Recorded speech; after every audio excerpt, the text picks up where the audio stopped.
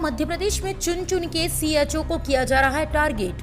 Transfer के नाम पर भी प्रदेश की सीएचओ हो रही मानसिक रूप से प्रताड़ित। आपको बता दें, राष्ट्रीय स्वास्थ्य मिशन महत्वाकांक्षी कार्यक्रम में से एक ग्रामीण क्षेत्रों में बने आरोग्यम उप स्वास्थ्य केंद्र के माध्यम से ग्रामीण क्षेत्र में लोगों को स्वास्थ्य सेवाएं उपलब्ध कराने के लिए काम किया जा रहा है। वहीं प्रदेश सरकार के द्वारा राज्य को स्वस्थ बनाने के लिए निरंतर प्रयास किए जा रहे हैं, जिसके लिए ग्रामीण क्षेत्रों में कम्युनिटी हेल्थ ऑफिसर या सामुदायिक स्वास्थ्य केंद्र अधिकारियों की नियुक्ति की गई है। लेकिन मध्य प्रदेश में भी सीएचओ को टारगेट किया जा रहा है।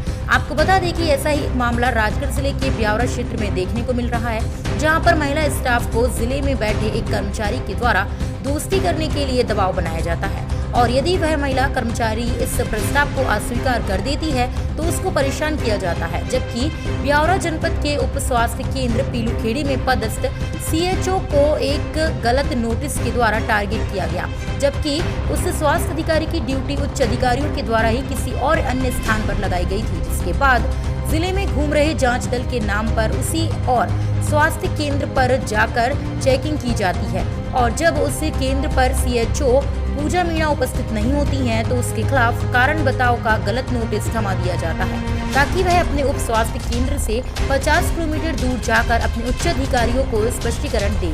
अब आप सोच सकते हैं कि राजगढ़ जिले में किस तरह से छोटी छोटी चीजों के लिए गलत कारण बताओ नोटिस जारी कर प्रताड़ित किया जा रहा है।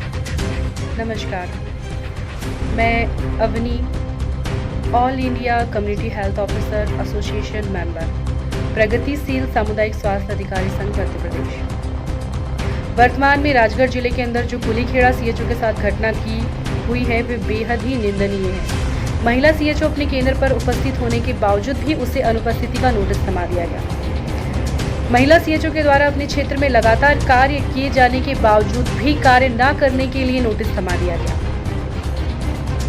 जिला सीएचओ के द्वारा अपने वरिष्ठ सीएमएचओ कार्यालय बीएमओ कार्यालय से अतिरिक्त स्टाफ की मदद मांगने पर भी उसे नोटिस थमा दिया गया और मानसिक रूप से प्रताड़ित किया गया और किया जा रहा है।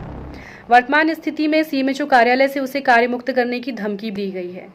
क्या अपने स्वास्थ्य सुविधाओं को बेहतर बनाने के लिए अपने ही विभाग से यदि हम कोई सुविधा मांगते हैं, कुछ आर्टिकल्स मांगते हैं या एक मैन सोर्स मांगते हैं या स्टाफ मांगते हैं, तो क्या हमारी मदद करने की जगह हमें इस तरह से मानसिक प्रताड़ित किया जाना चाहिए?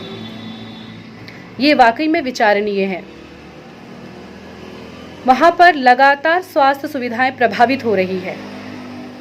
सीएचओ अतिरिक्त स्टाफ की डिमांड करते हैं ताकि वो ग्रामीणों को सीपीएससी हेल्थ केयर अच्छे से दे पाए, ग्रामजनों तक सुविधाओं को बहुत अच्छी तरह से पहुंचा पाए, लेकिन वहां उनकी मदद करने की बजाय उन्हें उल्टा नोटिस देकर प्रताड़ित किया जाता है और नोटिस का जवाब देने यदि वो कार्यालय जाती हैं तो उन्हें अनुपस्थित कहकर एक दिन की सैलरी तक काट ली जाती है। तो कौन सा ऐसा समय होना चाहिए जब एक महिला अधिकारी कर्मचारी पत्र व्यवहार करने के लिए वरिष्ठ कार्यालय जाएं? क्या सुबह के 8 बजे वरिष्ठ कार्यालय में सभी अधिकारी मौजूद मिलेंगे या फिर शाम के 5 बजे वरिष्ठ कार्यालय में सभी अधिकारी मौजूद मिलेंगे? कई बार तो ये भी हुआ है वहाँ पर राजगढ़ जिले में कि सीएचओ एक जगह पर दो जगह पर ड्यूटी लगा दी गई। अब एक व्यक्ति एक समय में 2 जगह पर ड्यूटी कैसे कर सकता है, अलग अलग स्थान पर, वो भी यह संभव नहीं है। और इस तरह से उन्हें नोटिस दे दिया जाता है कि आप ड्यूटी स्थल पर नहीं थे।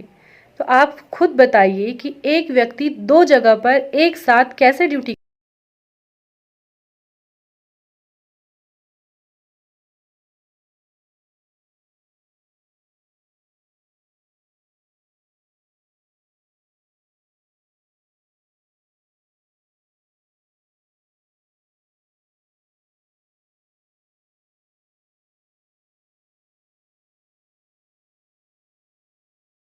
एक व्यक्ति एक समय में 2 जगह पर ड्यूटी कैसे कर सकता है, अलग अलग स्थान पर, वो भी यह संभव नहीं है। और इस तरह से उन्हें नोटिस दे दिया जाता है कि आप ड्यूटी स्थल पर नहीं थे। तो आप खुद बताइए कि एक व्यक्ति 2 जगह पर एक साथ कैसे ड्यूटी कर सकता है और इस तरह के नोटिस निकालने का क्या अभिप्राय है, यह बिल्कुल समझ में नहीं आता है। और महिला अधिकारी ही टारगेट क्यों की जाती है, महिलाओं को ही प्रताड़ित क्यों किया जाता है? इतना प्रताड़ित किया जाता है कि अंतिम ऑप्शन उनके पास बचता है कि वो सुसाइड कर लें। इतना मानसिक रूप से दबाव दिया जाता है। आखिर क्यों? जिस तरह का व्यवहार आज हमारे सीएचओ बहनों के साथ किया गया है राजगढ़ जिले के द्वारा, ये बिल्कुल सरासर गलत है। हम इसका विरोध करते हैं। निश्चित रूप से हम आगे इसके लिए अपने संघ की तरफ से कार्रवाई एनएचएम को प्रस्तावित ज़रूर करेंगे।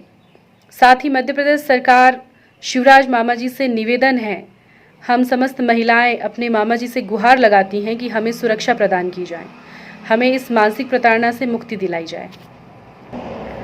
हम जीरो फैसिलिटी में एक बेहतर सेवाएं देने का प्रयास कर रहे हैं। साथ ही समस्त स्वास्थ्य विभाग से विनम्र निवेदन है कि हमें सपोर्ट करते हुए हमारी मदद करें ताकि हम आम ग्रामीण जनता को एक बेहतर स्वास्थ्य सुविधाएं दे पाएं। धन्यवाद।